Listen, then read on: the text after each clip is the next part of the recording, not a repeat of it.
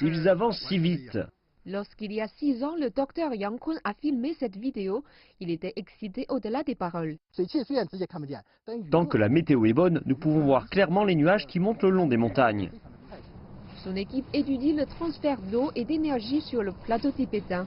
Ceci s'inscrit dans l'effort énorme pour comprendre cette vaste superficie de territoire qu'on qualifie communément de château d'eau de l'Asie ou de troisième pôle.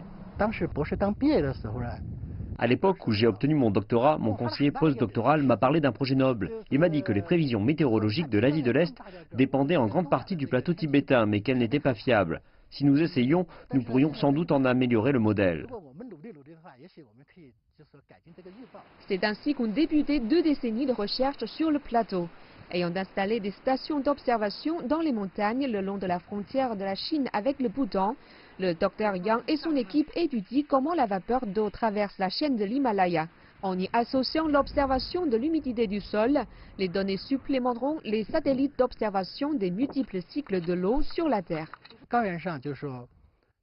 Le terrain sur le plateau est complexe. Des sinistres tels que les blizzards, les glissements de terrain et les crues en montagne peuvent être terribles. Nous essayons de surveiller la tendance et de construire un modèle qui permette de prévoir un désastre. Celui-ci permettrait de diminuer les dégâts et les morts. Un travail aussi important que dangereux. Certains scientifiques ont perdu la vie en essayant de comprendre le plateau tibétain. Son altitude, ses températures glaciales, la météo rigoureuse et la géographie peuvent toutes être mortelles. Le docteur Yang se considère chanceux. Le travail des glaciologues et des limnologues est plus dangereux. Ceux-là sont les véritables héros. Mon équipe n'a pas rencontré d'accident, mais je m'inquiète tous les jours. Mais changeons de sujet.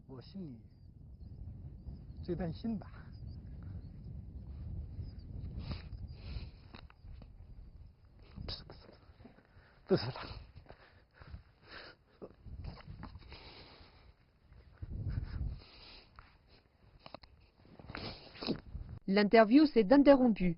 Pour une fois, ce scientifique avec la tête sur les épaules s'est laissé submerger par l'émotion. Sous ces montagnes enneigées, des générations de scientifiques ont poursuivi leur quête. Et le travail de toute une vie ne peuvent constituer au mieux qu'un petit pas en direction de la résolution des nombreuses énigmes imprévisibles de la nature. Le plateau tibétain est si vaste et fluide. Ses diverses végétations, ses nombreux lacs, montagnes et glaciers sont tous si compliqués que quelquefois vous vous interrogez sur la fiabilité de vos données dans le futur. Si un jour mon travail peut améliorer l'actuel modèle de prévision climatique, ne serait-ce qu'un peu, ce sera la réalisation du rêve de ma vie. Et de nombreux scientifiques comme le docteur Yang vivent ce rêve.